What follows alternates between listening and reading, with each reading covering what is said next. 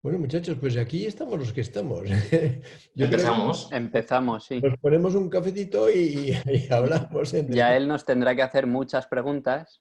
¿Aquí sois todos presentadores? Por favor. Fíjate tú. No sé quién tiene más responsabilidad, si nosotros o tú, ya él. ¡Yo me voy! ¡Adiós!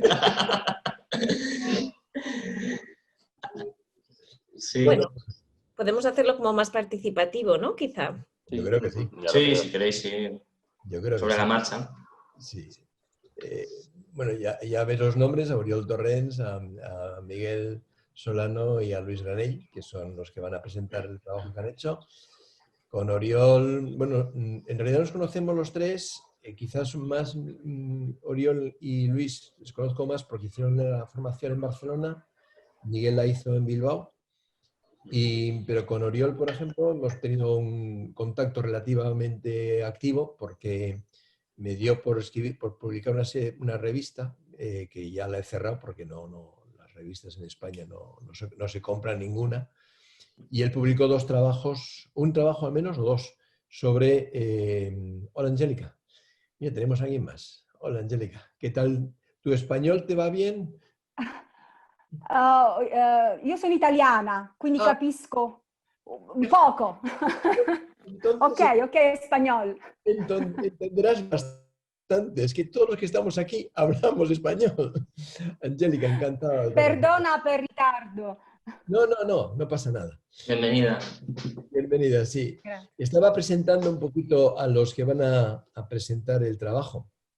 Decía que tanto Luis como a Oriol les conozco de cuando hicieron la formación en Barcelona y a Miguel la hizo en Bilbao. Y ahora en estos momentos estoy con Miguel y con Luis trabajando en la formación en Madrid. O sea que mantengo con ellos una relación bastante cercana. Y con Oriol, que es el que va a presentarnos primero el trabajo, más allá de la formación, tuve contactos con él porque en una revista que publiqué durante un tiempo, le pedí trabajo una aportación sobre su trabajo en entornos carcelarios. Yo creo que hay muy poca gente que trabaja en cárceles utilizando grupo análisis. Yo creo que hay muy poca gente. En España, yo no sé, Oriol, si tú sabes, pero yo no sé de nadie. No. Conecté con Francesca Spano, que es una italiana que vive en Barcelona, porque en su momento también trabajaba en la cárcel de Barcelona, pero a raíz del embarazo y tal, pues ha dejado también esa práctica. Y entonces creo que Oriol, me atrevería a decir, Oriol, que eres el único representante del grupo análisis o vinculado con el grupo análisis que trabaja en cárceles. Joder, qué responsabilidad. ¡Qué responsabilidad! Entonces, Oriol, pues cuando quieras nos explicas un poquito, habla un poco despacio para que Angélica te vaya siguiendo con facilidad. Y Angélica, si tienes cualquier pregunta, puedes interrumpir porque somos una familia aquí. Ok. La otra persona que está ahí, que es Yael, no es participante, pero es como si lo seriese. Y de que está ahí incluida también como tú. Vamos a hacer la cosa entre nosotros. O sea, olvidemos formalidades y cualquier momento, cualquier pregunta que incluso le queráis hacer al mismo Oriol o luego a cualquier otro, lo podemos hacer sobre la marcha también. Digo, para hacer la cosa un poquito más cercana y más nuestra, ¿no? ¿De acuerdo? Angelita, I speak English fluently.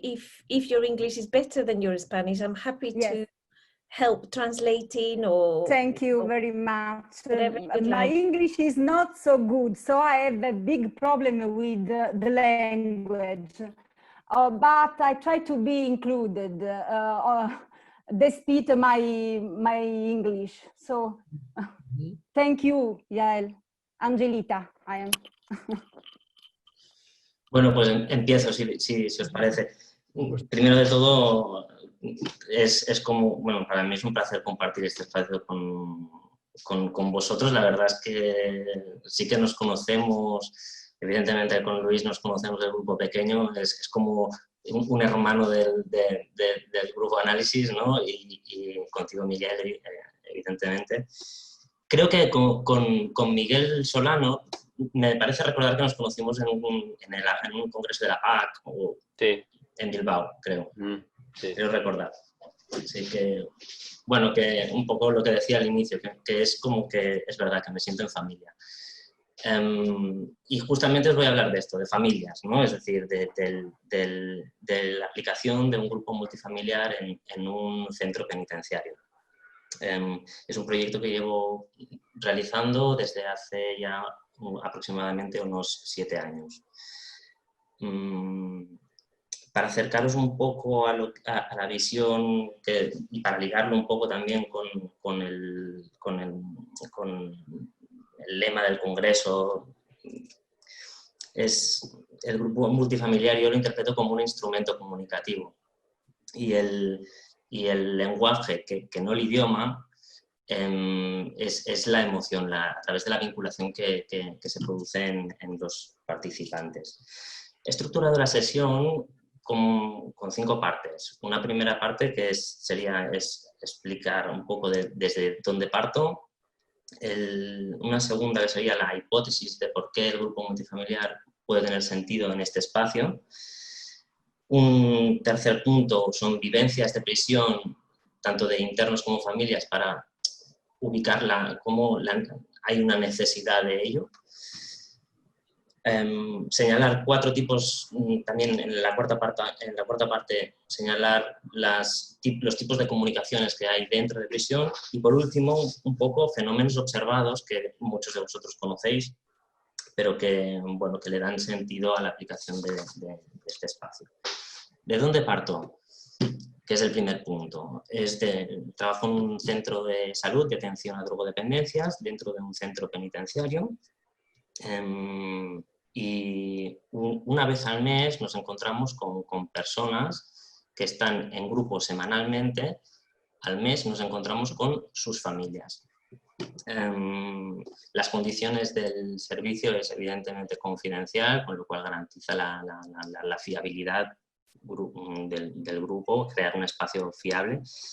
Y también un elemento clave para mí es la voluntariedad, es decir, las personas que vienen no están sometidas, digamos, al hecho de si vienen obtienen beneficios penitenciarios. Esto ya lo dejamos como muy claro desde un inicio, ¿no? El beneficio que pueden sacar es a nivel personal. La segunda parte era la hipótesis, ¿no? Es decir, como decía antes Miquel, creo que es una alternativa comunicativa, creo que inédita. Yo no conozco, al menos en España, yo no conozco en otros lugares si se está haciendo o no.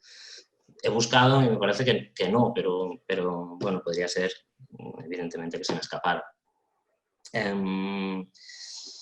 Si una cosa hay en prisión, sobre todo, es tiempo, mucho tiempo. Y si este tiempo uno lo invierte en revisarse a nivel personal, tanto el interno que está en el centro como la familia, pues puede mejorar un poco también su propia comunicación interna y entre ellos, una mejora de la comunicación interfamiliar, que a la vez nos da la sensación que esto puede generar una mejora en su vida relacional y fomentar una mejor estancia durante el periodo que tiene que estar en prisión. También el grupo multifamiliar tiene una función comunicativa, digamos, que no es extraño comunicativa y traductora, perdón, quería decir. Porque no es extraño que en el grupo aparezcan episodios del pasado, de la historia familiar del pasado, que se han convertido, donde ha habido como un malentendido. Y a partir de ahí pues, se generan como, bueno, lo que Badraco diría las interdependencias patológicas, ¿no? Y que son expresadas a través de la violencia, que puede ser la violencia hacia uno mismo, que sería como el consumo de sustancias, ¿no? O la violencia interpersonal, que es lo que también comúnmente se ve en una prisión cuando hay ciertos delitos, ¿no? desde mi modo de ver, estas interdependencias patológicas, cuando uno ingresa en prisión, digamos que no desaparecen, sino que en realidad se mantienen y estas interdependencias con las familias a veces incluso se potencian por el propio hecho de quedar como congeladas en el tiempo. Paso al tercer punto, que serían las vivencias del interno que tiene en prisión. Otra limitación clara que hay en la prisión es la comunicación con el exterior. Hay una separación con el entorno social.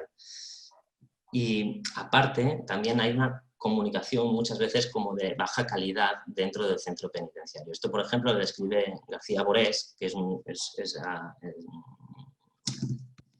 profesor de la Universidad Autónoma de Barcelona, que hizo un estudio en prisiones y señalaba esto, ¿no? Que la prisión acaba siendo un impedimento para el mantenimiento de relaciones constructivas y positivas. Digamos, ofrece, o digamos, no ofrece la posibilidad de aprender y nutrirse de los vínculos afectivos externos, que en realidad es como una paradoja con la intención rehabilitadora que tiene un centro penitenciario. ¿Hasta ahora bien? ¿Me vais siguiendo? ¿Sí? Yo tengo solo una pregunta. Disculpa que te interrumpa, Oriol. Sí. ¿Estás hablando de dos grupos distintos, uno con la gente que está en la cárcel y otro con los familiares, o es el mismo grupo? Es el mismo grupo. Es el mismo grupo. Es decir, como os decía antes, es un grupo que semanalmente nos vemos con ellos, con los internos. Nos vemos semanalmente y una vez al mes nos encontramos conjuntamente ellos y sus familias dentro de prisión, en un espacio donde ya es habitual, donde se hagan las comunicaciones entre los familiares, ¿no? Los famosos, digamos, vis-a-vis, ¿no? Una de las drogodependencias porque están en una sección en la que es solo para drogodependientes dentro de lo que es la cárcel. Porque acuden a un servicio de drogodependencias del centro penitenciario, exacto, en el que estoy yo. Vale. ¿Cuántas persone, how many people? Sí. ¿Cuántas personas partecipan al grupo? Pues, por ejemplo, de pacientes internados hay como el número varía, es oscilante entre 8 y 10. Okay. Y familias, pues dependen, vienen de los 8 o 10, vienen 4 familiares que pueden ser los padres, bueno, o hermanos, hijas, etc. Comúnmente mujeres. Yo creo que hay un tema de género también ahí, quien viene a comunicar, bueno, de hecho, claro, la prisión es de hombres. Y comúnmente quien viene acostumbra a ser o la madre, o la hermana, o la hija, ¿no? Y por eso creo que también hay algún tema de género por ahí que tiene un factor de influencia. Ese es un tema que es una constitución variante, ¿no? El grupo más amplio, digamos, que te va variando quién llega cada mes. Mientras que el de la gente que está interna es más fijo, más continuo, más estable. Los dos son estables, es decir, el grupo, digamos, el grupo multifamiliar se nutre desde el grupo pequeño, en realidad, es decir, entran en el grupo pequeño, es un grupo lentamente abierto, digamos, que las personas pueden estar en este grupo desde hace pues 3 meses o hasta 3 años, es decir, y de familiares vienen básicamente los que pueden. Porque también es verdad que en prisión hay muchas veces una ruptura de la relación, ¿no? que puede hacer que el familiar quede como alejado, no quiera venir, o gente que vive fuera de España o que tampoco puede asistir, ¿no? Perdona ahora que hablas de gente de no España, ¿hay muchos inmigrantes quizá en el grupo de reclusos que tienes en tu grupo, o son mayormente gente de Barcelona y alrededores? Es decir, ¿de dónde proceden los miembros del grupo? No, es bastante multicultural. Ajá. Es bastante multicultural. Sobre todo, digamos, sí que es verdad que hay como muchos nacionales y quizás América Latina también hay a veces. También gente del norte de África, alguna vez también. Es decir que no, es bastante abierto. Sí, sí. Sigo con las vivencias, ¿no? Aquí quería recordar, por ejemplo, los conceptos de prisionización de Klemmer y el concepto de institucionalización de instituciones totales de Goffman, ¿no? Es decir, la prisionización se refiere a la asimilación de los hábitos, las costumbres, la cultura de la prisión, es decir, hay como un acotamiento del repertorio de conducta de la persona que está internada. Funciona bajo unos mismos parámetros, ¿no? Y Goffman señala la institución total como autosuficiente, incomunicada, desresponsabilizadora, ¿no? Es decir, de ahí saco como que hay una pérdida total de la autenticidad y con lo cual una pérdida de la identidad, ¿no? de la persona internada, porque queda como atrapado a las dinámicas represivas de la prisión. Esta pérdida como de espontaneidad como acaba ofreciendo, pues acaba haciendo que la prisión sea un espacio para perpetuar relaciones disfuncionales muchas veces. Y lo que, por ejemplo, también me hace pensar en Winnicott en relación al falso self, es decir, que el mantener una personalidad aprendida o a veces incluso como defendida, ¿no? Es decir, más que nada, porque se tiene que defender de la hostilidad del espacio. En relación a las vivencias de la familia, comentaros que normalmente el familiar vive con ansiedad del hecho de saber que la ansiedad del no saber, más que nada, ¿no? ¿Qué le pasa a su familiar dentro de prisión? Por una parte, sí que es verdad que al inicio a veces se tranquiliza porque cuando estaba antes de entrar tenía como muchas conductas que podrían ser como muy regresivas, violentas, etc. La familia desea que entre en prisión. Sí que es cierto que a lo largo del tiempo sí que van despertando una vez ya está dentro en prisión y hay el miedo a saber cómo está, cómo saldrá, etc., ¿no? También hay como mucha vivencia de culpa en las familias, en el sentido de que ellos piensan en qué grado de responsabilidad han tenido ellos para que tengan un familiar que ha acabado en prisión, ¿no? Esto también está. Y también cierta vivencia de vergüenza por la estigmatización social, es decir, la familia fuera de prisión también se siente aislada, porque es difícil conectar con la sociedad si tienes un familiar preso, ¿no? Es decir, la familia también vive las sensaciones de estar como aislada. Otros aspectos a destacar sería la ubicación geográfica de las prisiones. Esto es un tema bastante complejo porque realmente muchas veces están ubicadas fuera de entornos de núcleos poblacionales, ¿no? Con lo cual hay una falta de comunicación, de transporte público. Y de ahí saco unas palabras de Peter Wilson que decía que la prisión es un sistema social que actúa como defensa contra la ansiedad.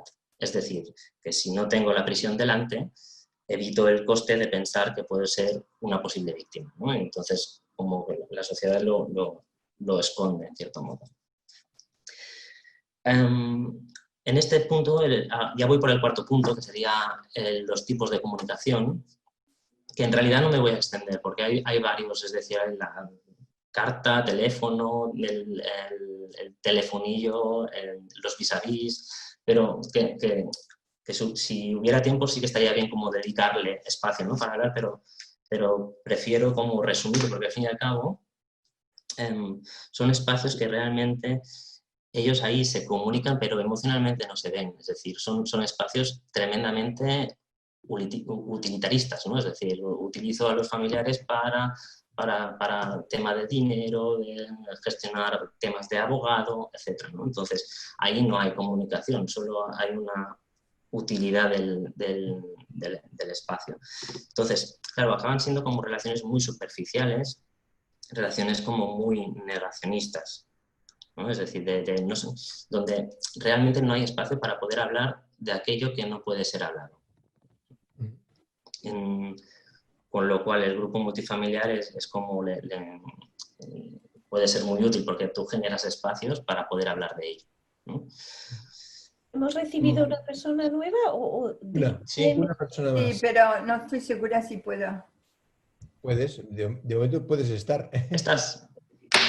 No estoy segura, pero que incluso creo que no puedo estar todo el tiempo, perdón, porque tengo mi presentación, así que es mejor que me vaya ya. O puedo estar por un rato, ¿me aceptan? Como tú Como quieras. Muchísimas gracias. Bien.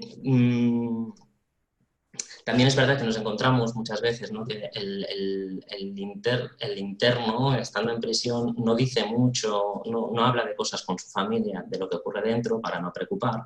Y por otra parte, la familia muchas veces esconde información que ocurre fuera para no preocuparlo, porque piensa que ya tiene suficiente como por el hecho de estar en prisión, ¿no? Entonces, lo que buscamos ahí es buscar un canal de comunicación, y el grupo multifamiliar es como el espacio para comunicar, ¿no? Es decir, teniendo en cuenta estos déficits comunicativos que hay, el grupo multifamiliar representa una herramienta para mitigar los efectos nocivos del encierro, que ya de por sí hacen daño, y por otra parte, traducir los efectos confusos en las relaciones que hay dentro del núcleo familiar.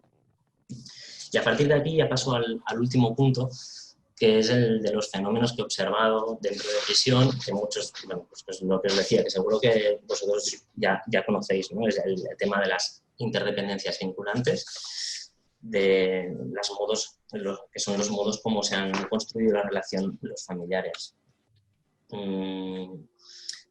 Lo que os decía también antes, que el multifamiliar permite revivir en tiempo presente vivencias del pasado que fueron confusas, en la que las relaciones han quedado como muy atrapadas, y en el grupo se pueden ser visibles. Identificaciones múltiples, evidentemente en un grupo multifamiliar se generan múltiples identificaciones, de ahí la importancia que vengan. Cuanto antes me comentabais, ¿no?, si hay una carencia de familiares a veces en el grupo, y a veces el paciente que no puede aportar ninguna familia se siente a veces como mal de venir al espacio porque no aporta familia, pero en realidad para nosotros es muy útil que pueda venir, ¿no?, porque también trae la familia, que también se puede trabajar con su familia desde otra manera, a nivel interna, con la familia interna, ¿no?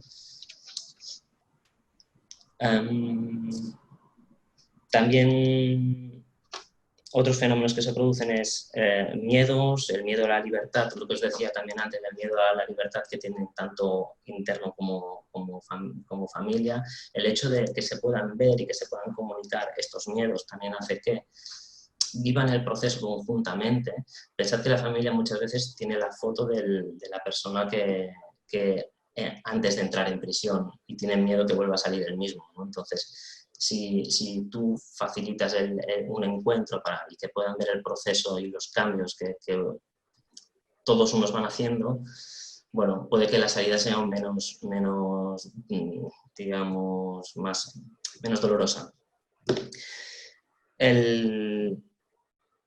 También la función que hace de canalizar la estigmatización social de la familia. El grupo multifamiliar es un espacio donde muchas veces la familia viene por primera vez pensando que viene a ayudar a la persona que está interna, y luego, una vez está dentro del grupo a lo largo de varias sesiones, se da cuenta que viene por ella misma, ¿no?, porque también lo necesita. Y incluso se ha dado casos que el paciente no podía venir porque tenía un juicio o porque no podía estar, pero la familia ha querido venir también por el hecho de que, bueno, se siente a gusto a pesar de que no hubiera el hijo dentro de prisión, ¿no?, dentro del grupo. También sale mucho el fenómeno de la culpa, como se generan espacios para poder liberar ciertas culpas sentidas y no comunicadas entre ellos. También relaciones simbióticas, es un escenario único como para poder ver cómo las relaciones han quedado atrapadas y que no han permitido la posibilidad como de emanciparse y poder crear una relación, digamos, más sana, ¿no? Y también procesos regresivos se producen que realmente tienen el grupo tiene un alto poder sostenedor. Es verdad que, bueno, pues la cárcel evidentemente tiene cierta hostilidad ya de por sí, pero el grupo sostiene bastante bien la agresividad. Y por último, también señalar el familiar como único vínculo afectivo con el exterior.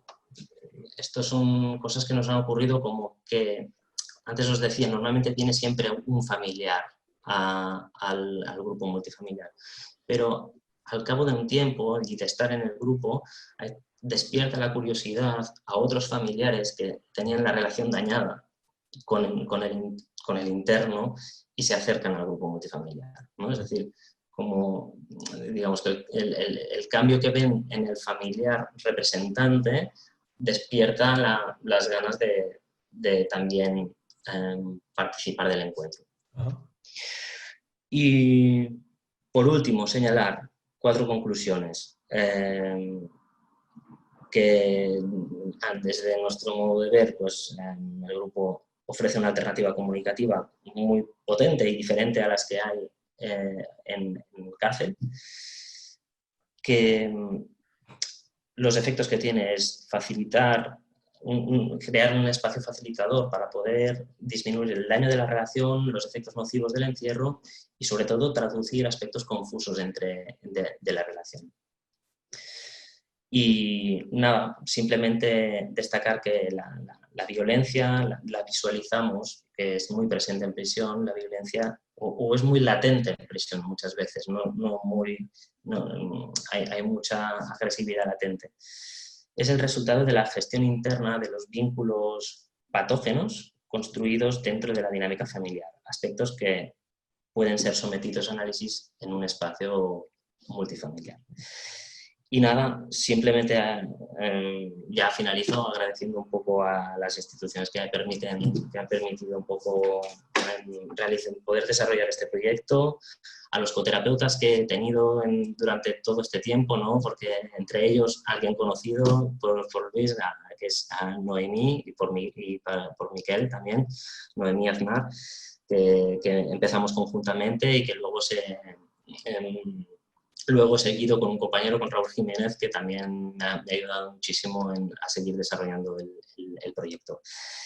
Y evidentemente a las familias y a los pacientes, porque sin ellos esto no tendría sentido.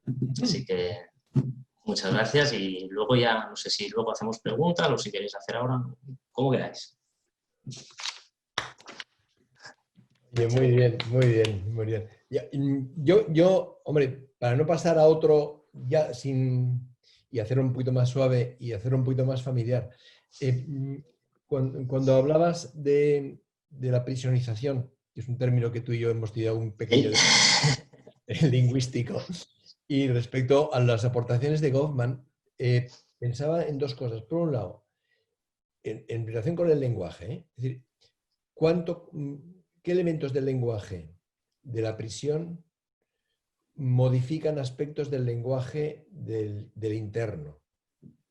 Porque me imagino que las claves de referencia de una misma palabra no son exactamente iguales cuando uno está en familia que cuando uno está dentro de un contexto como es una prisión, ¿verdad? Entonces pensaba en el efecto del lenguaje, cómo aparece en el grupo, cómo aparecen los malos entendidos respecto a lo que yo aquí entiendo por tal palabra o tal concepto y en cambio los de en casa son otros, ¿no? Esto es una idea. Y la otra pregunta que me hacía era en relación también un poco con Goffman quizá, ¿no? Y es ¿en qué medida la estructura de la propia prisión se introduce o se introyecta en las dinámicas del grupo que tú llevas? Es decir, ¿cuánto presiona o cuánto condiciona las pautas de prisión, que son muy diferentes, dentro de la dinámica del grupo de internos y del grupo multifamiliar? Porque es un grupo que se expande, ¿no?, para hacer multifamiliar y luego otra vez vuelve a ser más reducido cuando es el grupo de internos. Solamente eran las dos preguntas que si las quiere contestar ahora y si no, luego. ¿No? Eso bueno. No, a ver si puedo responderte, porque se me hace un poco difícil, ¿eh? Pero sí, en relación al lenguaje, sí que es verdad que un poco lo que se percibe en prisión, todo el mundo en general, todo el mundo tiene deseo de salir y hay unos sistemas que se establecen para poder salir de prisión, y esto acaba siendo como un tema como muy recurrente y no sé si te voy a responder a lo que dices, pero es algo que yo percibo muchas veces y que agradecen de los espacios, y es que los grupos desaparecen las conversaciones de patio, de cárcel, ¿no? Es decir, hay otro lenguaje. Se pueden como expresar de otra manera, diferente.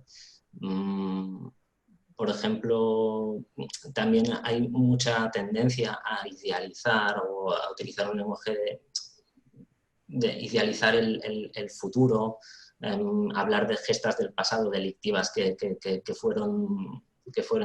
también están como muy idealizadas, ¿no? y de planes futuros también como muy, muy idealizados. Y esto, como cuando vienen al grupo, desaparece, es decir, es como... ¿no? Desaparece porque carece de sentido, en cierto modo. Y en relación a Huffman, ¿cuánto de la institución? Bueno, yo creo que mucho de la institución entra... La institución es aplastante. Bueno, condiciona en cierto modo muchas veces las temáticas del grupo. Al ser un grupo sin un objetivo a hablar claro, pues evidentemente entran muchas presiones institucionales, sí. Bueno, Angélica, ¿vas queriendo seguir la... ¿Puedo hacer una pregunta charla? antes? Una preguntita, Angélica. una pregunta. ¿Va a seguir la... ¿Ya? Sì, cerco di capire. O ha quedado descongelada. I try to understand everything. Oh, I have a good comprensione. Intendo. Ti posso tradurre? Vale, Grazie. No, però penso di aver capito abbastanza. Magari non tutte le parole, però il senso... Sí. Scusa, una domanda posso fare, puedo hacer yo antes de... digamos, y esta presión del ambiente carcelario, ¿cómo influye sobre ti? Porque yo no he trabajado en las cárceles, pero sí en las comunidades terapéuticas. Sentía que tenía que defender un poco mi espacio psíquico de cierto tipo de esquematización que se produce hacia las personas dentro de las comunidades, ¿no? No sé exactamente cómo es la experiencia en las cárceles. Quiero decir, de esquematización en el sentido que comienza a circular una idea de las personas y se crea como el ambiente de la comunidad empieza a tener una definición de la persona. Y entonces, cuando llega el terapeuta, yo sentía que tenía que defenderme de las comunicaciones que me podía llegar de parte de los staff, porque eran esquemáticas. Y yo tenía, si no, no podía tener, digamos, una mayor apertura, ¿no? Sí, es verdad que hay mucha presión, es decir, tanto del staff y de la propia institución, ¿no? Ahí vienen como catalogados y organizados en base a unos delitos. Y, terrible. con lo cual es evidente que bueno, pues sí, que cuesta salir de esta presión, poder sentarte, empezar como de cero, ¿no? Esto es muy difícil. Yo creo que lo somatizo con mucho cansancio, a veces. Te entiendo. Posso fare una domanda? Sì. Can I take, I have a question. Gli operatori partecipano, cioè sono solo terapeuti o ci sono anche i secondini della prigione che partecipano? I don't know if you understand me. Only the therapeutic are present or other operators, other people? Otros compañeros del equipo, por ejemplo. No, ella pregunta si por ejemplo, los guardias participan. No. Ok. No, tenemos un espacio para hacerlo nosotros solo. Claro, evidentemente ellos, en realidad los funcionarios de prisiones estamos en su casa y ellos no lo organizan, ¿no? Pero en el espacio grupal estamos solos. Y nos dejan bien y además, bueno, hemos creado como una buena relación también con ellos que nos permiten poder trabajar de manera muy independiente. Sí. A mí me parece muy interesante que en análisis de grupo trabajamos con el mundo interno, ¿no? De nuestros mundos internos, los mundos internos de las personas con las que trabajamos, que incluye a las familias y las vivencias del pasado. Y me parece interesante que en tu grupo, digamos que trabajas con la realidad interna y luego una vez al mes esa realidad interna se encuentra con la realidad de las familias en ese presente. Y me estaba preguntando qué pasa con, no sé cómo se diría en español, tengo mi español un poco oxidado, el tema de boundaries. Son como lo que limita el grupo, ¿no? Las fronteras. Las fronteras, sí, entre fronteras, límites. ¿Y qué pasa cuando lo interno y lo externo se encuentran y luego se vuelven a separar? Y estaba pensando en catálisis, ¿no? Como un catalizador. Pero también estaba pensando en algo que mencionó José Miguel ayer, el tema de la localización de lo disfuncional. Se llama en inglés location of disturbance. Y cómo se patologiza, ¿no? En una persona en el círculo familiar, ¿no? Algo que es obviamente un concepto muy de Fuchs, que pertenece a la familia. Me parece interesante cómo trabajas con eso en un grupo tan potente, ¿no? Donde lo interno y lo externo tienen la oportunidad de encontrarse una vez al mes y luego se vuelven a separar. También pensaba en los límites entre los que participan en el grupo que luego vuelven y se encuentran fuera del grupo también, ¿no? Todo el tema de límites me parece muy potente en ese grupo, porque realmente digamos que has tirado los límites con los que trabajamos de forma convencional, ¿no? El que no se encuentren los participantes entre grupos, en que la familia se habla de la familia, pero no existe en la realidad, ¿no? Y es como, me parece muy interesante, como es muy analítico, pero al mismo tiempo es como se encuentran en la realidad, todas esas dimensiones que normalmente mantenemos separadas. No sé si me explico. Sí, creo que sí. En realidad también utilizamos espacios que ya existen de encuentro y están como muy internalizados por las personas que están internadas. Es decir, el espacio de comunicarse con la familia existe dentro de prisión. La diferencia es que estamos nosotros y que nos permiten estar y parece como que tienen ganas como de continuar. Sí que es verdad que también lo que decías, que el grupo multifamiliar se hace una vez al mes y al día y semanalmente se hace el grupo pequeño, digamos. Normalmente siempre después del grupo multifamiliar, al día siguiente vuelve a haber grupo pequeño. Y ahí es como en el multifamiliar se abre todo y en el pequeño se acaba como pudiendo cerrar ciertas cosas que se han abierto del día anterior. Y esto da como energía para el siguiente multifamiliar, es decir, da trabajo para seguir trabajando durante el mes siguiente. Muy bien. Bueno, yo creo que podemos pasar. Muy bien, gracias, Oriol, por lo que has traído. Y también Muchas gracias. Yo ahora sí me voy a ir para no interrumpir luego. Muchísimas gracias. Pena. Bueno, ahora pasamos ya a Miguel. ¿Te parece, Miguel? Nos cuentas un poquito el tema tuyo y así vamos entrando en vereda. Pues buenos días, muchas gracias a todos. Uriol, me dejabas pensando un poco en la similitud, que seguramente no sea nada novedoso, ¿no? Pero que he tomado más contacto con todos los sentimientos que se mueven y las dinámicas en las familias de los presos. Lo podía equiparar con bastante facilidad con las familias de los pacientes con enfermedad mental. Y la psiquiatrización y la institucionalización, pues bueno, me hacía evocar cosas de mi tarea en un hospital de día psiquiátrico, que es donde trabajo. Bueno, estoy encantado de compartir mesa contigo, Uriol, con Luis, que es compañero y gran amigo mío, y con Miquel, que es amigo y te considero mi maestro en esto del grupo análisis. Y también muy contento de que estéis Yael y Angelita, porque si no, esto no tendría ningún sentido. Quiero decir, me habría encantado poder compartirlo con más personas, pero dado que no es posible, pues vosotras dos cobráis una importancia tremenda, ¿no? en este rato.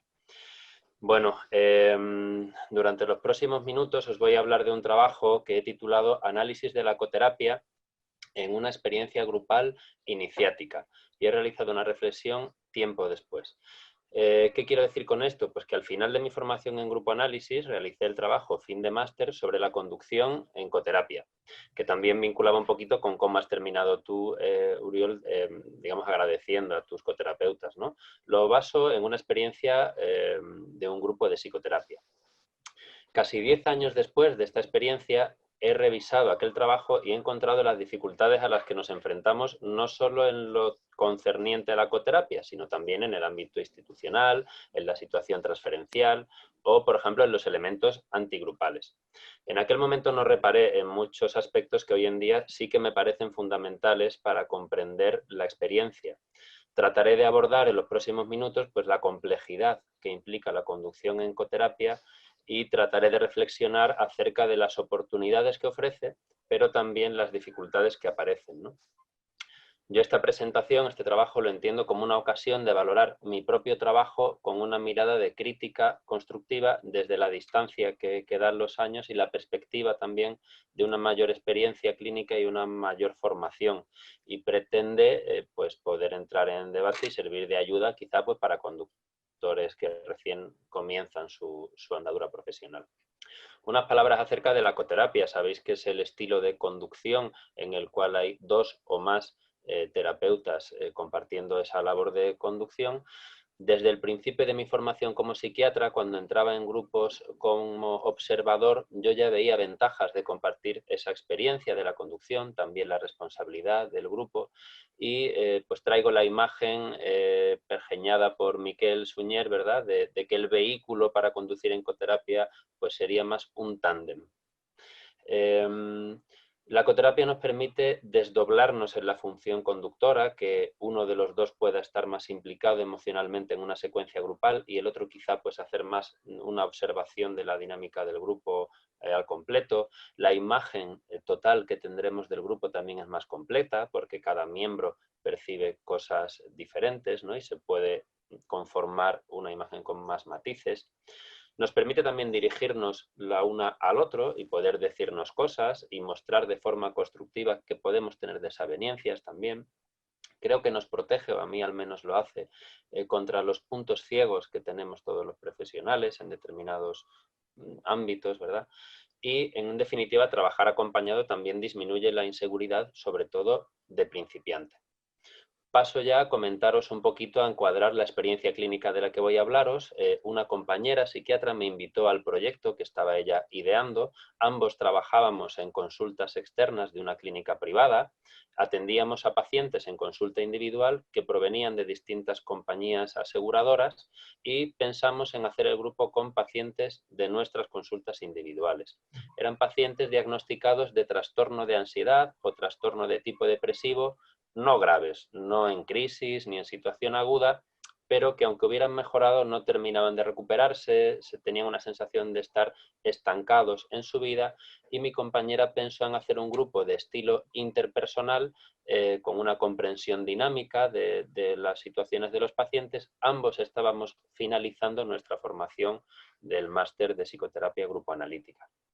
Planteamos un proyecto de 6 meses con una frecuencia semanal de las sesiones. La duración de cada sesión la planteamos de 1 hora, luego hablaré un poquito más de esto, y queríamos hacer un grupo de tamaño pequeño. Finalmente convocamos a 7 pacientes y un grupo también de apertura lenta, como el que señalaba antes Uriol, en el sentido de que en esos 6 meses podría haber algún alta y podría haber también alguna nueva incorporación.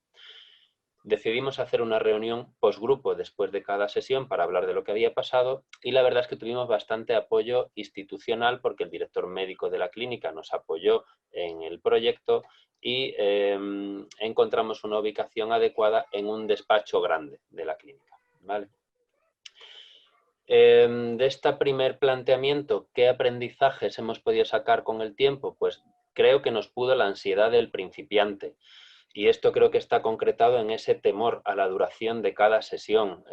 Hoy en día no habríamos propuesto menos de 90 minutos por cada sesión para pacientes de ese perfil, pero en aquel momento temíamos que no hubiera suficiente material de trabajo para cada sesión.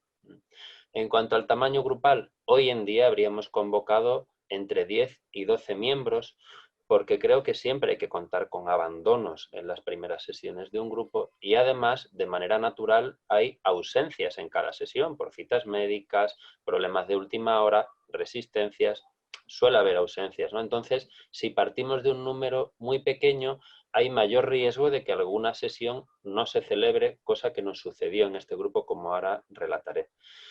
También quería señalar que hay que contar con las trabas paralizantes, en palabras también conceptuales de Miquel Suñer, de la institución. Es decir, hacer un grupo siempre es algo subversivo para la institución, y a pesar de ese apoyo manifiesto, pues sucedieron cosas como que el día de la primera sesión, minutos antes, tuvimos que cambiar de ubicación porque había obras en el despacho elegido, nos tuvimos que trasladar a la biblioteca. Todo fue bien, fue un espacio agradable, pero nos exigió de mucha flexibilidad para ese primer día también, ¿no? En cuanto a la función convocante también, que quizá conozcáis de la propuesta de Suñer, pues en esos primeros momentos previos a iniciar el grupo, creo que hubo necesidad de una mayor elaboración previa. ¿A qué me refiero con esto? A que debimos atender más a la selección de los participantes en el grupo. Quizá hoy en día habríamos hecho una mayor preparación para el trabajo grupal a cada persona que iba a incorporarse. Y la idea común del grupo por parte del equipo de ecoterapia, de la pareja que íbamos a dedicarnos a ello, no estuvo tan ligada, tan conformada como podría haber sido lo deseable, ¿no? De algún modo nos faltó hacer equipo. Voy a hablaros de la experiencia clínica propiamente en cuanto a las 10 primeras sesiones, porque creo que es más interesante, también por cuestión de tiempo, ¿no? Pero nos centramos en esas primeras sesiones porque es donde creo que más podemos entresacar de aprendizajes, ¿no? Y las divido, las cosas que os voy a contar, como en 5 grandes ámbitos. El primero le llamo el complejo paso de lo individual a lo grupal. Creo que en aquellos momentos estábamos muy centrados en la problemática individual. Y digo esto porque las 2 primeras sesiones fueron protagonizadas por un paciente. La primera por uno, la segunda por otro, pero en cualquier caso la dinámica fue muy similar porque estuvimos, tanto el equipo como el grupo, muy centrados en solo un paciente, ¿no? Ahí sentimos el peso de la relación previa de cada uno de nosotros, los terapeutas, con cada paciente. Realmente hoy en día vemos que quizá hicimos más un agrupamiento de personas que no conformar un grupo como tal. No tuvimos en cuenta la ruptura tan grande que se da al dejar la relación privilegiada de cada paciente con cada uno de nosotros para luego diluirse en otro tipo de vínculos que mueven mucho la situación transferencial y activan muchas fantasías, ¿no? Para todos es difícil pasar de una relación diádica a una relación más comunitaria. ¿Qué aprendizajes podemos sacar de esta situación? Desde luego no tuvimos en cuenta, porque no los conocíamos entonces, los elementos antigrupales descritos por Moses Nitsum. Y en aquellos momentos tenían que ver con esa ansiedad muy elevada que se da en los primeros encuentros, en los que cada miembro del grupo pues tiende a ir a lo suyo realmente, ¿no? Las fases iniciales de los grupos además son de alto riesgo de abandono siempre. Yo hoy en día pienso en cuidar mucho esos primeros momentos y dada esta experiencia y otras, pues evitar que los participantes se expongan demasiado pronto, se desnuden, podríamos decir, porque pueden aparecer sentimientos de vergüenza o inadecuación que les dificulten mucho retomar el grupo posteriormente. Un segundo ámbito del que os quiero hablar de esta experiencia es la dificultad con las normas. En esas primeras sesiones hubo retrasos, ausencias e incluso una sesión no se pudo celebrar por falta de quórum. Sentíamos que había confusión con los aspectos del encuadre y que las normas no estaban claras, realmente algunas ni para nosotros mismos como equipo, porque no establecimos previamente un número mínimo de participantes para celebrar la sesión, lo tuvimos que hacer sobre la marcha. Fue un impacto emocional grande no celebrar la sesión, tan grande que ni siquiera lo abordamos en el siguiente grupo, como os comentaré luego. ¿Qué aprendizajes podemos sacar de aquí?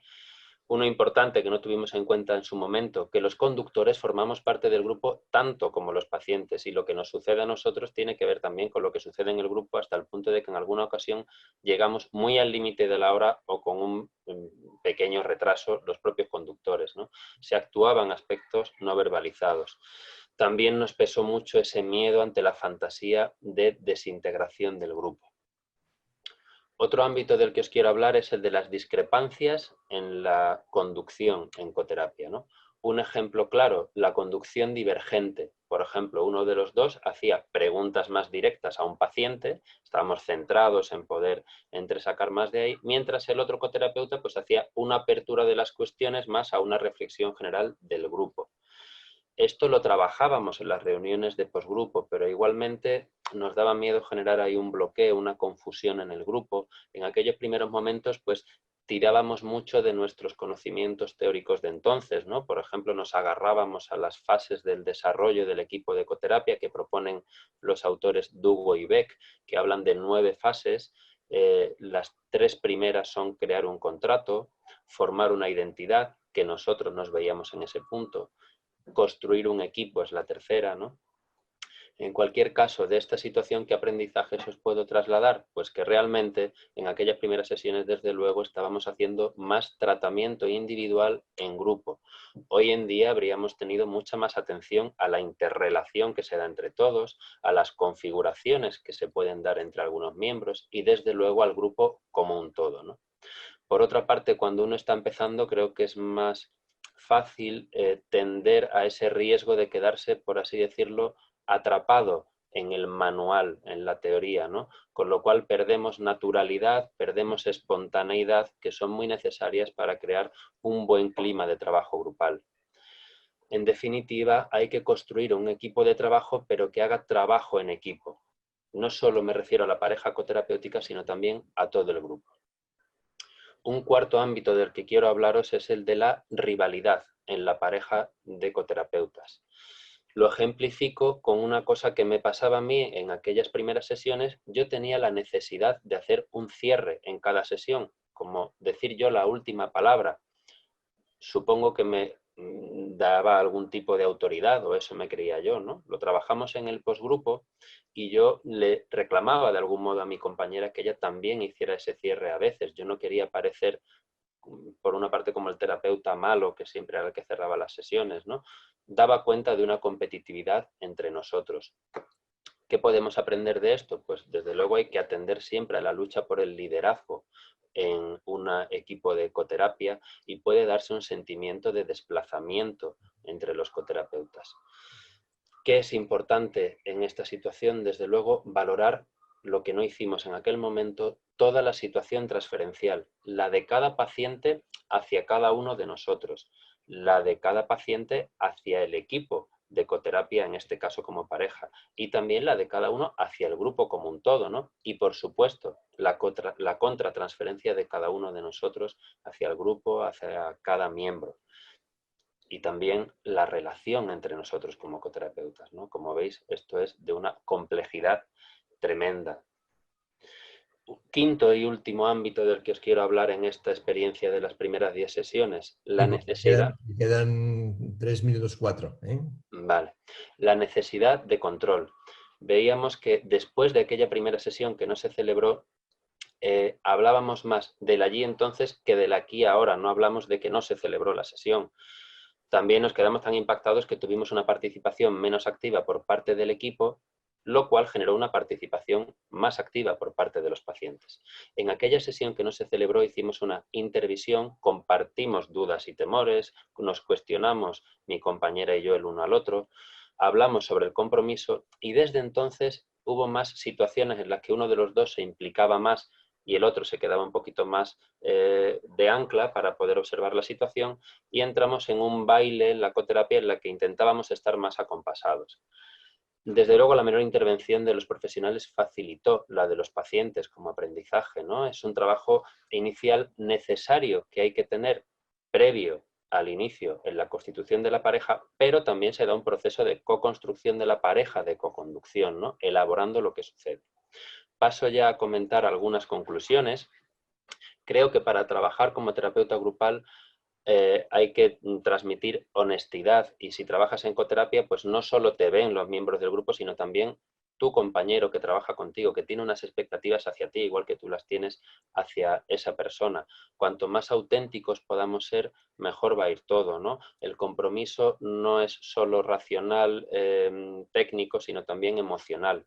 En cualquier caso, las dificultades y los conflictos que se van dando también nos van llevando al crecimiento según los vamos trabajando. Una cosa que quiero señalar es que me parece muy complicado que haya una igualdad en la pareja de coterapia. Puede haber a veces una ilusión de igualdad, pero que no se corresponda con la realidad. ¿Qué quiero decir con esto? Que es muy difícil encontrar a dos personas que trabajen juntas que ambas tengan... quiero decir, a lo mejor una lleva muchos años en la institución y otra poca, una es mucho mayor que la otra, uno tiene mucha formación en terapia grupal y el otro poca, o más experiencia en conducción de grupos que el otro. En fin, tampoco creo que haya que atraparse en la búsqueda del coterapeuta ideal con alguien en ese sentido que se adecue muy bien a ti, porque igualmente hay beneficios para profesionales y ventajas para los pacientes en trabajar juntos en la conducción de un grupo, pero no es lo mismo eso que formar un verdadero equipo de coterapia. Últimas palabras. Lo básico, según lo entiendo yo, para poder trabajar en coterapia es caerse bien, entender a los pacientes y los problemas que tienen de una forma más o menos parecida y tener ilusión por el proyecto. Hay que establecer un equipo unido, que vayamos a la par y restituir la unidad del equipo en caso de que se vea dañada. En cualquier caso, esas conversaciones que mantuvimos y que se mantienen para compartir la experiencia y la apertura de mente que tenemos que tener para asumir un punto de vista distinto al propio, creo que genera una experiencia de mucho enriquecimiento en el trabajo en coterapia. Y con esto finalizo. Muchas gracias a todos.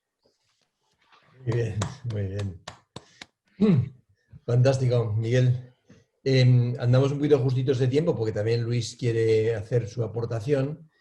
Entonces, si os parece, Luis, podrías empezar a hacer la tuya y luego las preguntas que pueda haber hacia Miguel o hacia Luis las podemos hacer un poquito más hacia el final, porque a Oriol ya le he preguntado, o sea que Oriol queda descartado de la... De acuerdo. Intentaré ser rápido. Bueno, me ha gustado mucho escucharos, Oriol y Miguel, porque como que he restablecido lazos que nos unen desde hace muchos años al escucharos. A ti, Oriol, un poco me acordaba mucho de los grupos de reflexión de tarea, que traías un poco este trabajo, que te lo llevas currando un montón de años. Y me ha gustado mucho verte 10 años después con todo esto tan currado, tan elaborado y dando ahí el callo y pensando mucho en los grupos, en el multifamiliar, etcétera. Y contigo, Miguel, como hemos sido co-conductores, pues nada, no paraba de pensar y de aprender y de aprender a través también de la experiencia que hemos compartido, ¿no? Al final, los dos conocéis intimidades y puntos ciegos míos, así que espero que nunca os juntéis a criticarme ni nada de eso. Y bueno, no podía ser de otra manera, pero no deja de ser un lujo que este grupo lo conduzca Miquel, que es la persona que desde el primer día hasta hoy pues me ha acompañado, nos ha acompañado en el crecimiento, nos ha empujado como padre bueno a seguir aprendiendo y a seguir escribiendo, ¿no? Mi trabajo lo he titulado El grupo como agente de cambio en los procesos de crisis vital y tiene que ver con grupos que llevo realizando desde hace 8 años en el Centro de Salud Mental, en el CSM. Llevo 8 años haciendo estos grupos, pero hasta hace un año no me puse a escribir sobre ello. Tengo formación grupo analítica también, pero no me había puesto a escribir sobre lo que hacía. Entonces, hace un año, y aprovechando también el confinamiento, pues empecé como a establecer puentes entre las viñetas clínicas y las escenas grupales que se me ocurrían y que tenía transcritas con la teoría y la técnica de psicoanálisis relacional y de grupo análisis. Y ese es un poco el objetivo. He hecho un resumen para esta presentación, para este congreso, sobre un poco eso, ¿no? Voy a empezar describiendo muy brevemente el contexto de trabajo y los grupos que realizo y luego me meto más en materia a través de viñetas clínicas para ejemplificar pues, cosas que tienen que ver con el grupo análisis representativas de cómo trabajamos, ¿no?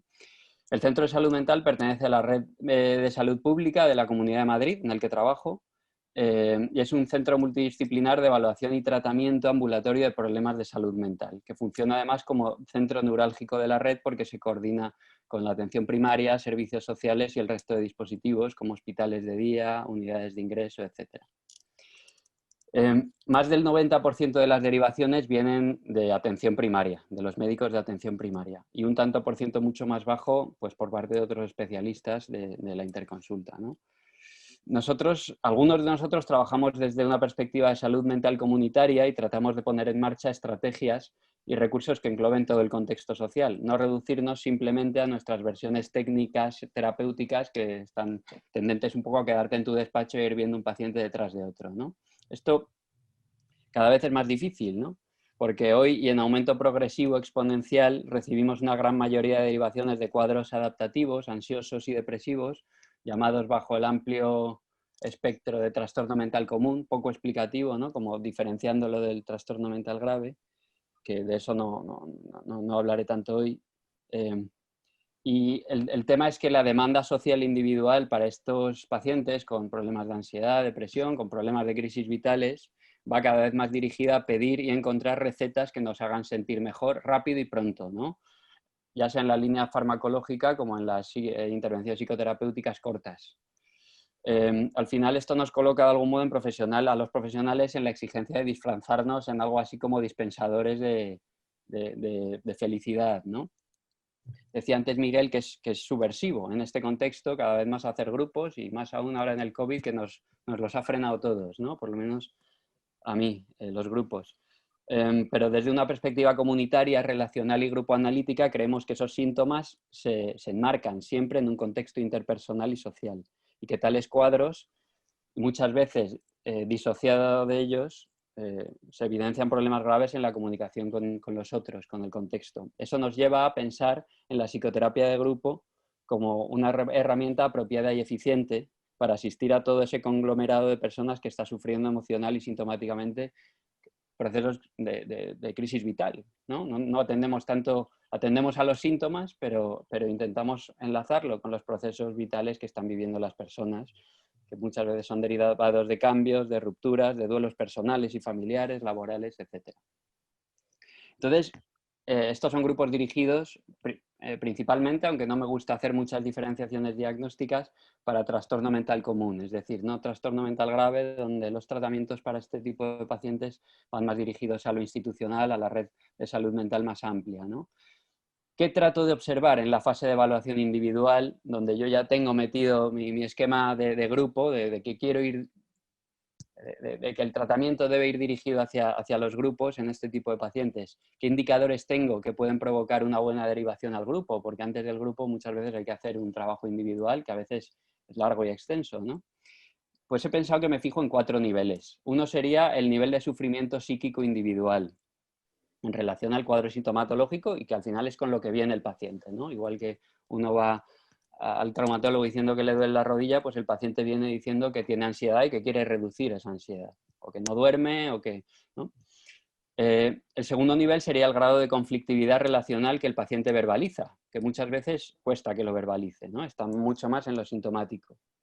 El cuarto nivel sería el nivel de insight o capacidad introspectiva, que sería esta capacidad que tenemos o no de asociar los síntomas con las experiencias vitales que tenemos, ¿no? Y las experiencias relacionales. Y el último nivel, ya de chapó, sería el nivel de motivación por entrar en una terapia de grupo, que en mi experiencia de estos 8 años, cada vez, en CSM por lo menos, cada vez es menor, hay que hacer cada vez un trabajo previo más largo, ¿no? La gente pide cada vez más terapia individual y bueno, estas variables darán cuenta de la necesidad y el tiempo que será necesario un trabajo individual previo, como decía. Y generalmente los pacientes más conectados a sus síntomas de una forma estática y menos a los problemas interpersonales están menos motivados para entrar al grupo. Eso hay que trabajarlo, ¿no? Voy a describir muy brevemente el encuadre de los grupos. Son heterogéneos, como decía, en cuanto al diagnóstico, al género y al nivel socioeconómico.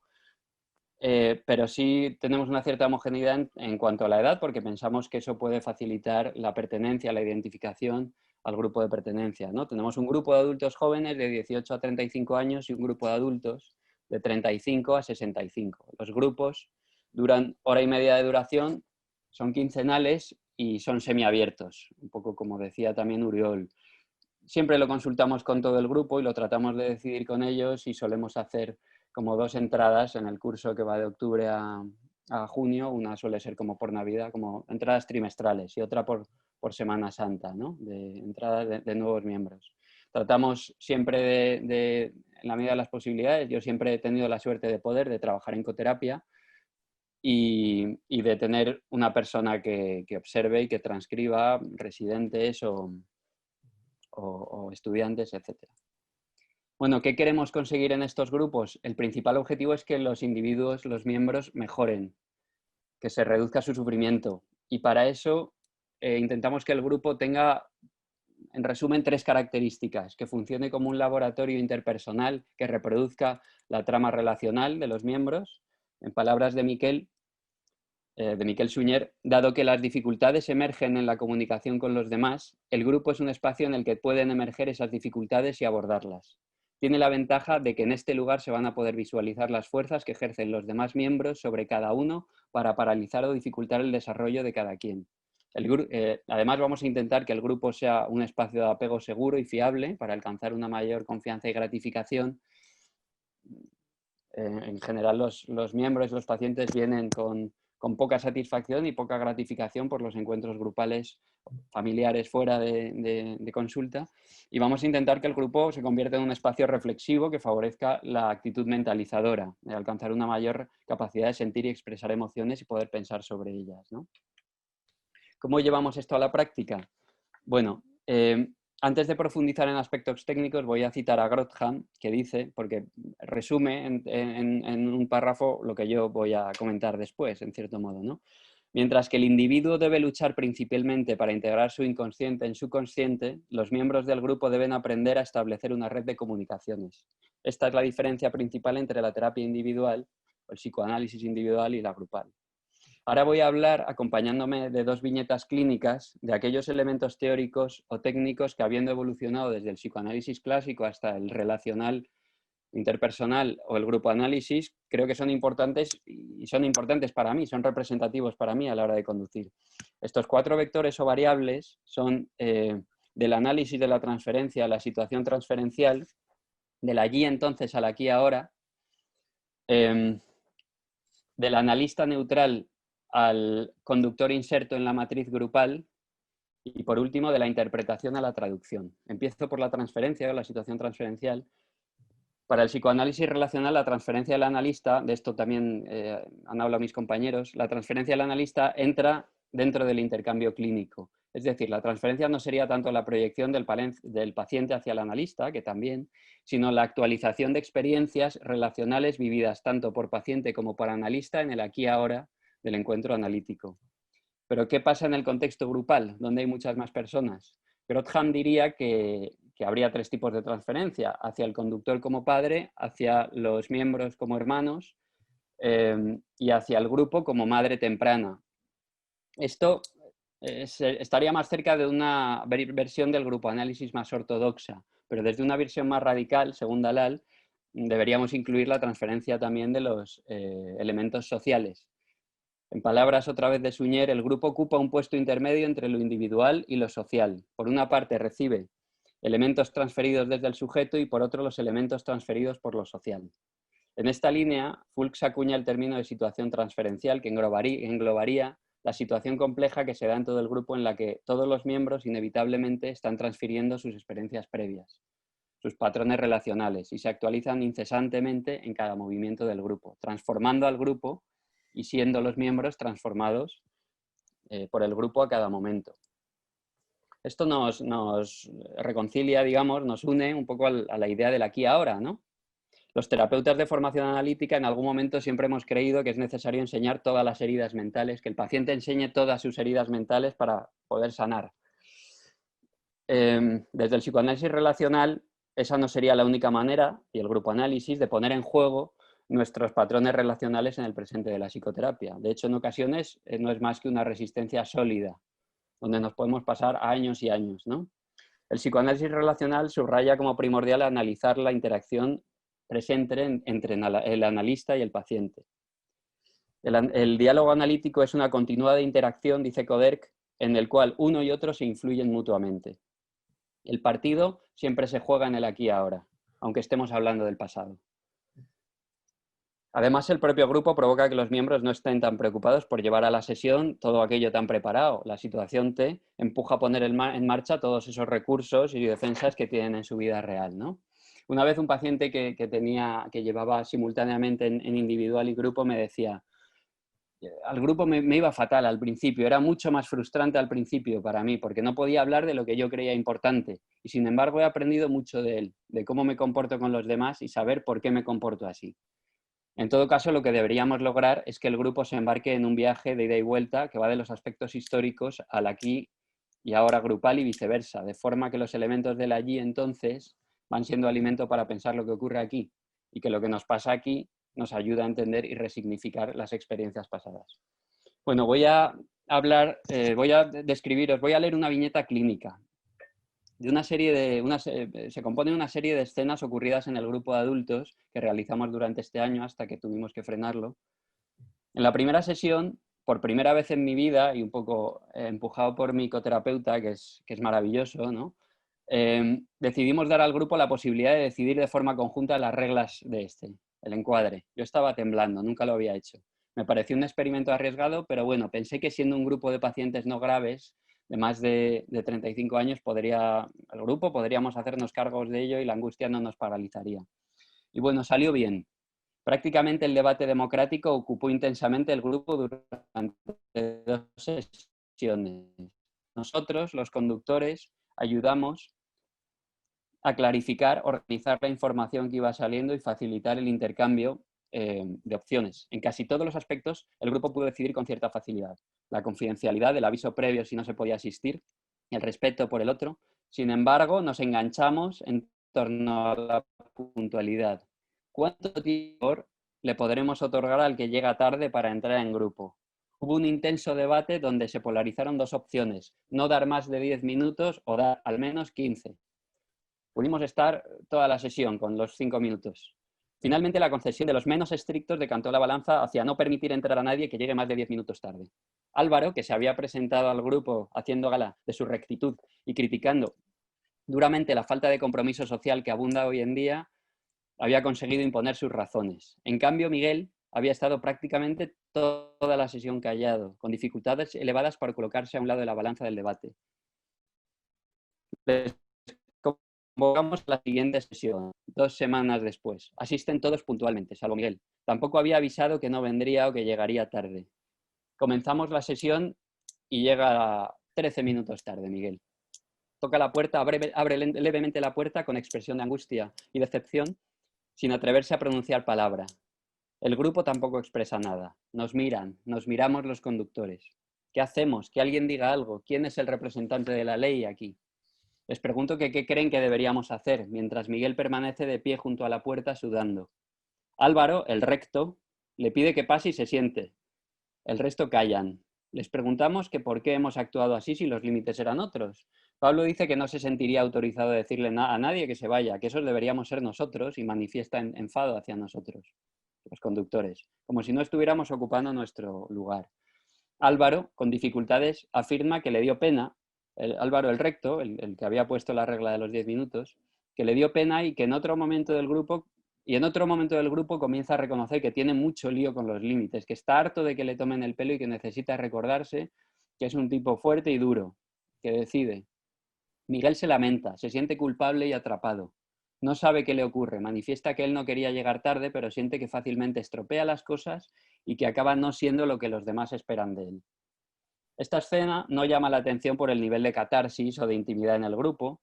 Sin embargo, si la analizamos, en ella se comienzan a generar diferentes configuraciones, relaciones de poder, se están negociando los roles que cada uno va a desempeñar en el grupo, incluidos los conductores, y por eso me parecía como interesante, ¿no?, poder traerla.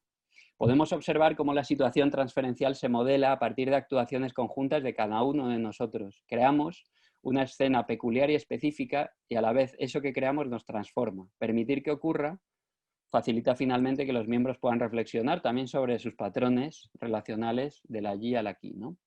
No sé cómo voy de tiempo. Faltan 5 minutos justitos. Vale. Y se ha perdido, bueno, Oriol, se ha perdido, está intentando conectar, pero no puede conectar. Vaya. Vale. Bueno, continúo, ¿no? Sí. Sí. Sí. Me faltarían las dos últimas variables, pero si es muy rollo y es muy teórico, cortadme y decirme que os aburro o que queréis que adelante, ¿vale? Más que nada porque no habrá mucho tiempo para sí, hablar. Entonces, vale. Bueno, las dos variables, otras variables o vectores técnicos de los que quería hablar es del analista neutral al conductor inserto en la matriz grupal. Bueno, en el desarrollo relacional del psicoanálisis, el lugar del analista ha ido cambiando hacia una posición más activa. Dice Koderk que el conductor no es quien necesariamente interpreta, sino quien favorece la búsqueda de significados que aparecen a través de las relaciones y las circunstancias que dan vida al grupo. No, esto no lo dice Koderk, lo dice Suñer. Koderk habla de la necesidad de las revelaciones y las autorrevelaciones en la terapia analítica. Y bueno, me salto un poco, ¿no? Creo que esto del conductor inserto en la matriz grupal, yo creo que se puede entender, no hace falta que siga teorizando sobre ello. Y lo último es de la interpretación a la traducción. Como comentaba, ¿qué ocurre en la transferencia? En el psicoanálisis relacional niega la posibilidad de que el analista sea neutral. Él también pone en marcha su transferencia, su modo de ver el mundo y las relaciones cuando éste elabora una interpretación. Es decir, que aunque uno elabore una interpretación no va a ser neutral, también está hablando de sus esquemas mentales y de cómo él ve el mundo, ¿no? Renunciamos a la neutralidad desde esta perspectiva. El conductor sería más como un facilitador de la comunicación libre. Nuestro objetivo es que los miembros pasen del monólogo al diálogo y del diálogo a la conversación. Es por eso que Fuchs habla de la traducción más que de la interpretación, o habla, que yo lo entiendo como una evolución, ¿no? Yo creo que existen las dos posibilidades dentro del grupo, pero me gusta esto de la traducción porque incluyen un poco todos estos matices de los que estamos hablando. Todo el grupo participa de ese proceso que cubre el abanico que va desde los síntomas inarticulados a la expresión verbal. Me quedaría una segunda viñeta. Si queréis la leo y si no, la dejamos. Y si no te importa, casi pasaría a que podamos hablar entre nosotros, porque vale. Si no, no te va a dar tiempo de... De acuerdo. ¿Lo dejamos aquí? Sí. Pues Yael, Angelita y bueno, los demás, cuando queráis, si queréis decir algo. Yo estoy impresionada con, no sé, el nivel, y hablabas de traducción. Para mí escuchar todo esto en español es, como decía María José el otro día, es como algo nuevo, pero como todo conocido, ¿no? Y me ha encantado las tres presentaciones. Sobre la presentación de Miguel, me ha gustado mucho cómo has elaborado la transición de lo individual a lo grupal. Y también me ha impresionado la perspectiva de los 10 años, casi cómo has masticado, triturado y de cómo se necesita tiempo, un poco como con el vino, ¿no? Para madurar, para elaborar, para conseguir conceptualizar esa década que parece que ha sido tan importante. Y con respecto a Luis, me ha interesado lo que aquí llamarían el aspecto horizontal o el aspecto vertical y cómo en el grupo estamos mucho en el aquí y el ahora, ¿no? Para manejar algo que a lo mejor en el psicoanálisis más clásico, individual, funciona más en lo vertical. Y otra cosa que me ha gustado mucho es el concepto de la autoridad y cómo es verdad que cuando uno es principiante parece como que tienes que habitar más esa autoridad y como con el tiempo consiste en dar esa autoridad al grupo. Y me parece que con tu ejemplo, la viñeta, de darles la opción, la posibilidad, algo que a lo mejor te hubiera sido intolerable al principio, ¿no? Pero Totalmente, sí. el grupo maneje su propia autoridad. Me ha parecido muy interesante. Muchas gracias a los dos.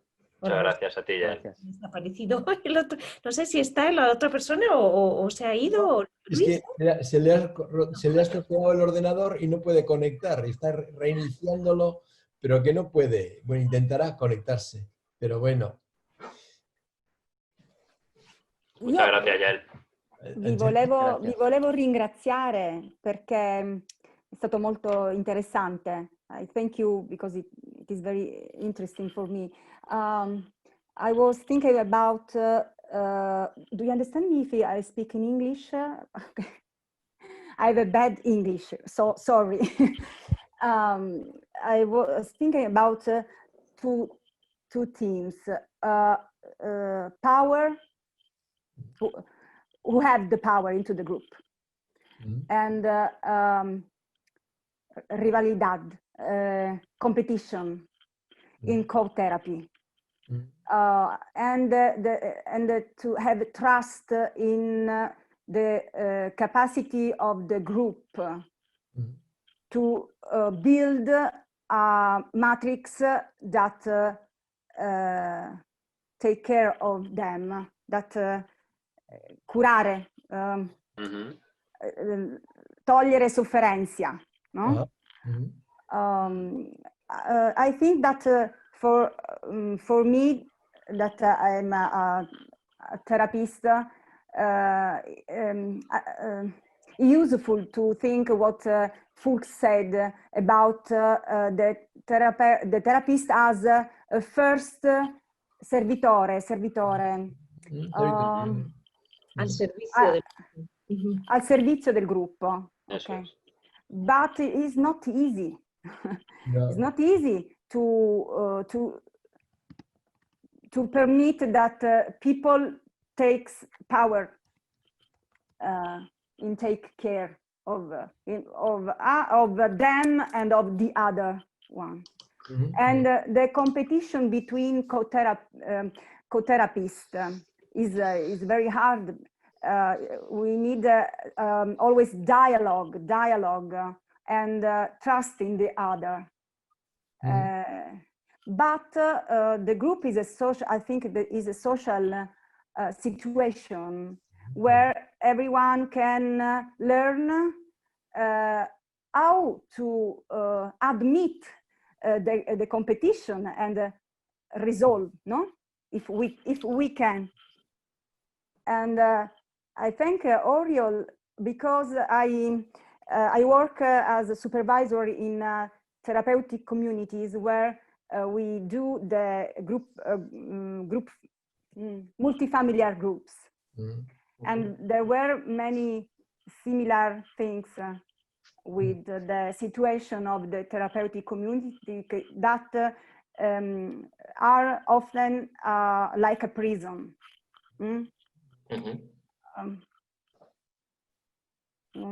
I don't have many words to explain my... Thank you. Se entendió perfectamente. Sí. Grazie mille. Grazie a voi. Disculpad que no sé qué me ha pasado con el ordenador, que se ha fundido y se ha reiniciado de nuevo y llego ahora, disculpad. No lo interpretéis como un acting ni nada. Nos dan 5 minutos más de tiempo para que podamos seguir charlando. Sí, yo estaba pensando qué pena, porque no sé, hay tanta sustancia, ¿no? Qué pena que se nos acabe el tiempo, porque las 3 presentaciones han sido muy enriquecedoras. Y sí, me ha gustado, Angelita, como tus asociaciones, ¿no? Como tu pensamiento al respecto. Y es una pena que tengamos, pero bueno, 5 minutos más es de apreciar. Muchísimo. Yo con respecto a lo que decías, Yael y Angelita, en cierto modo también, de autorizar al grupo a que también decida. Además es que lo que creo es que es una forma de que el grupo cree su propia identidad también, ¿no? O sea, de que la identidad no le venga de fuera y que en ese sentido las reglas que marcan se puedan comprometer con ellas de una forma más sencilla, ¿no? Y bueno, es verdad que estamos acostumbrados a otra cosa, ¿no? Tal vez a una cosa más autoritaria, ¿no? Y más desde las instituciones, pero también desde las formaciones que tenemos, más clásicas a veces, ¿no? Psicoanálisis y tal. Y bueno, para mí ha sido una buena experiencia y creo que lo voy a seguir repitiendo. Creo que uno como conductor puede estar en otro lugar ahí, no se borra, creo que también está tratando de cuidar, tratando de facilitar el diálogo y pudiendo generar en el grupo una conversación donde el grupo establezca sus reglas y su identidad. Otra cosa que no he contado, pero a este grupo también les dimos la oportunidad de ponerse un título ellos, de que el grupo ponga un título, ellos no, nosotros, que pusiéramos un título entre todos, ¿no? Un nombre. Un nombre, sí. Hombre, la idea de autor viene de la autoridad que uno se da para hacer algo. No es tanto la idea de que la autoridad no es algo que impone, es algo que uno, capacidad de crear uno. Etimológicamente viene de ahí. Entonces muchas veces nos olvidamos que cada uno es autor de su vida y que el grupo es autor de su propia vida también. Si no sería autoritarismo, ¿no? Claro. La diferencia, ¿no?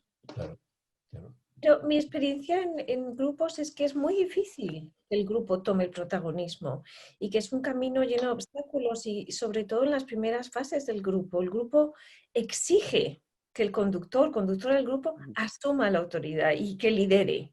Y qué difícil es resistir eso, qué difícil es resistir y qué difícil es facilitar algo distinto. Y claro, mi grupo me ha atacado muchas veces por no liderar, ¿no? Y en tiempos difíciles vuelven a ese lugar de ataque. ¿Por qué no nos sacas de los problemas? ¿Por qué no nos lideras? ¿Por qué no nos dices cómo pensar, qué decir? ¿No? Como que es un tema muy recurrente, por lo menos en mi experiencia con grupos, de atacar a la conductora del grupo porque no está liderando. Para mí establecer ahí como un equilibrio entre las dos cosas es difícil, porque yo, por ejemplo, y ahí va la segunda viñeta que no he podido leer, en el grupo de jóvenes, que son pacientes más fóbicos, no podría hacerlo, generaría mucha angustia y dejarían de venir en la segunda cita. Es decir, que ¿no?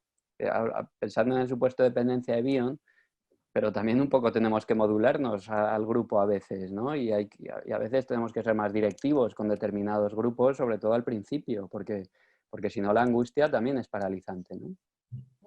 Entonces es un equilibrio difícil, creo, a veces, ¿no?